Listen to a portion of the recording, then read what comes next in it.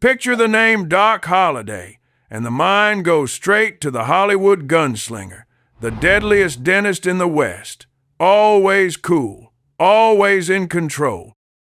But the reality, behind the bars and away from the legend, was something much more raw, a man's body breaking down in filth, sickness, and humiliation. Before we see the shootouts or the showdowns, we have to step inside the jail cell that stripped away the legend and left just a sick, desperate human being. Doc Holliday's reputation as the deadliest man alive wasn't just built by movies. Period newspapers and modern biographers alike have painted him as a cold-blooded, iron-nerved gunfighter. The legend is all edge. Holliday, with his pistol, feared in every saloon, his deadly cough almost an accessory to his cool. But that public image turns brittle fast when you look at the actual circumstances of jail. There, the deadliest man was reduced to the helplessness of any sick prisoner, humiliated by guards, shunned by fellow inmates, and forced to rely on the bare minimum of care. The myth doesn't mention what it's like to cough blood in front of your enemies, or to beg for another blanket because you can't stop shivering, or to feel lice crawling under your collar while the world outside still whispers your name as a legend. The simple, brutal truth is this: when Doc Holliday was arrested, he was already dying. He entered jail gravely ill with tuberculosis, the wasting disease that had been eating away at him for years. The symptoms weren't subtle: racking coughs, blood in the handkerchief, fever, shakes, and a constant, gnawing exhaustion. For Doc, every day behind bars meant sharing a cell with his own failing body, knowing that even if he could survive a gunfight, there was no shootout that could save him from what was happening in his lungs. All of this opens up a bigger, messier question. What did this suffering actually do to Doc Holliday? Not just his body, but his actions, his reputation, and the way his story was remembered?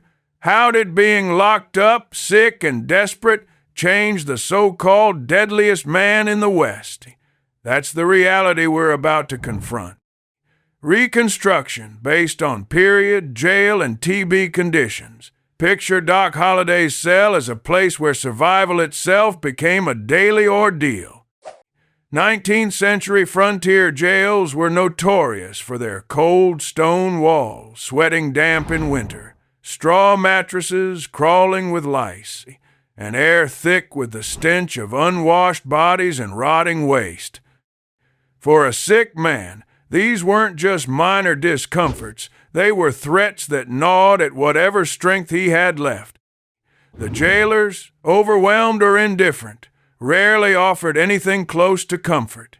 In these conditions, with tuberculosis already shredding his lungs, Doc's famous nerves of steel could do nothing to shield him from the misery creeping in through every crack and under every blanket. The legend says he was dangerous behind bars. The reality is he was also dangerously close to dying.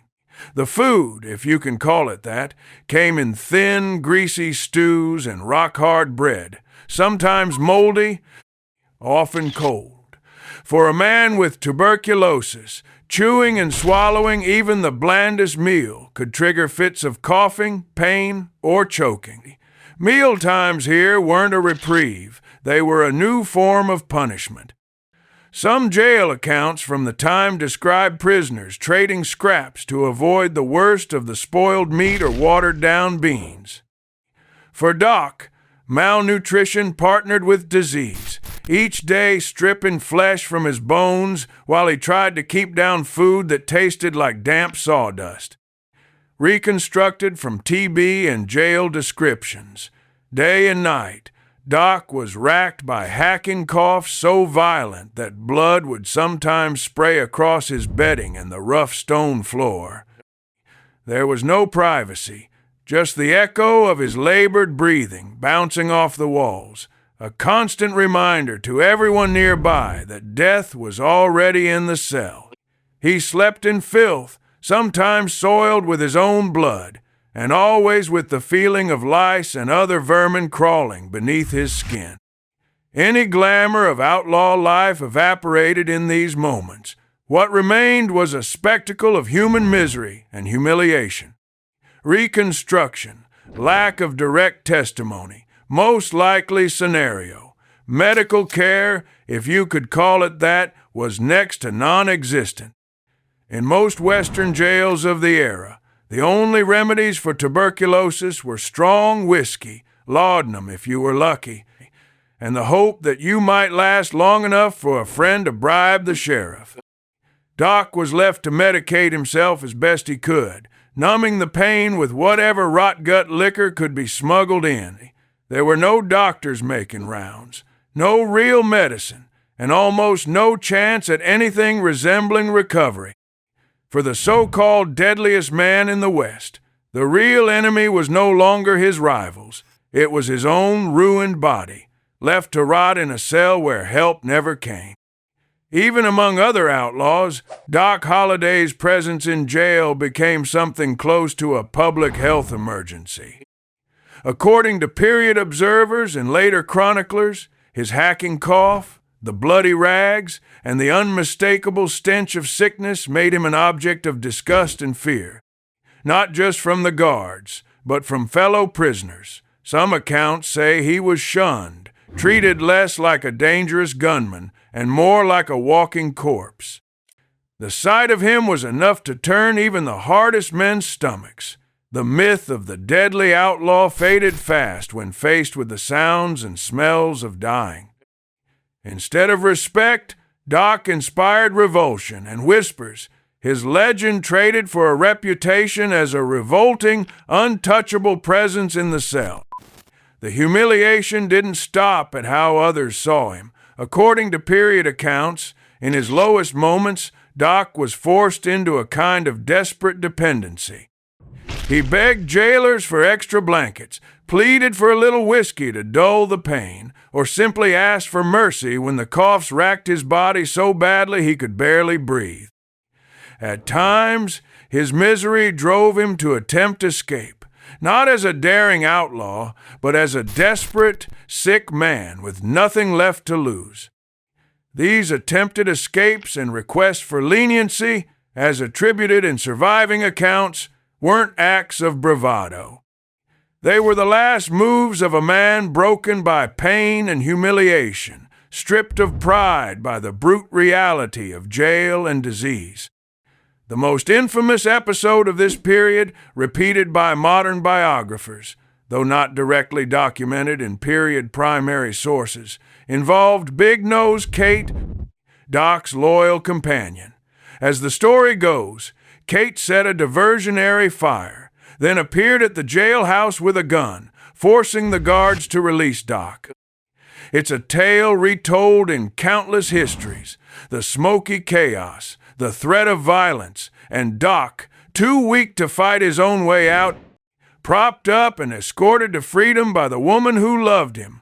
Whether every detail is true or not, what remains clear is the humiliation underlying the legend. The once feared gambler and gunman, far from orchestrating a grand escape, was now a patient, an invalid who needed rescuing, his fate in someone else's hand. The consequences of all this suffering were visible well beyond the jail cell. Sourced from period descriptions and later accounts, it's clear Doc's public image took a hit that his gunslinger mythology could never fully recover from.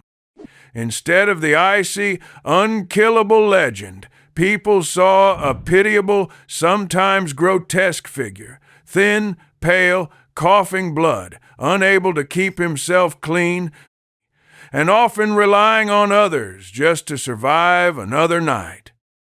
The bodily horror inside those jail walls left its mark on the Holliday myth, transforming the deadliest man in the West into something far less heroic, a beaten, broken body, fighting for dignity in a world that no longer feared him. According to old newspaper accounts and the memoirs of people who lived in those western towns, Doc Holliday's suffering behind bars didn't just stay locked away with him. The spectacle of a once notorious gunman, now coughing blood, reeking of sweat and sickness, shivering in his soiled clothes, became a kind of public fascination. Some townsfolk whispered their fears of catching his disease. Others gossiped about how far he had fallen. Jailers and even the local doctor were said to dread the duty of tending to him, not just for personal risk, but for the social spectacle it created. His misery, on display, fed stories in the saloons and on street corners, a warning, a joke, and a bit of local horror all at once. Holliday, who once commanded the room just by walking in, now drew crowds with his weakness, not his weapon. The legend was being chipped away, not by bullets, but by the visible indignity of illness and captivity. Based on analysis of how biographies and Hollywood films have treated Doc's story, there's a clear reason why this version, the one where the deadly legend is reduced to a shamed, suffering patient, rarely makes it into the myth. Legends need heroes who go down fighting, not hacking up blood and begging for medicine. The image of Doc Holliday, pistol in hand, fits neatly into a marketable Western fantasy. A coughing, lice-ridden man shivering in a filthy cell? That's a much harder story to sell. As later retellings built their own version of Doc, this humiliation was quietly left out or glossed over. The myth skips the reality, not because it's lost, but because it's uncomfortable, unsellable, and threatens to collapse the whole fantasy. Support from myth versus reality analysis shows that over time, the public image of Doc's toughness only grew as these moments of humiliation were erased or reframed. His jail time is either ignored entirely, cast as a brave resistance, or transformed into a mere obstacle for the hero to overcome. The stories that did circulate about his weakness or suffering were outpaced by those that painted him as unbreakable, unbeatable, a survivor who laughed in the face of death.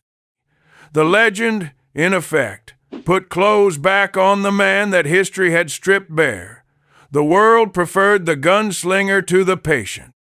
In the end, what's left is not just the myth of a deadly outlaw, but a much more complicated, sobering picture. Doc Holliday didn't just endure the violence of his time, he endured the violence of his own body breaking down, the violence of being stripped of control, dignity, and even the right to suffer in private. Jail didn't just confine him, it exposed him, making his slow undoing a public spectacle, a source of gossip, and ultimately, a wound on his legend that no amount of bravado could heal. When we think of Doc Holliday now, it's tempting to hold on to the flashes of gunfire and the swagger of the gambler's grin. But behind all that, the real Doc was a man made vulnerable and broken by disease, jail, and humiliation, a reminder that even legends have bodies, and those bodies can betray them in the most public, pitiless ways.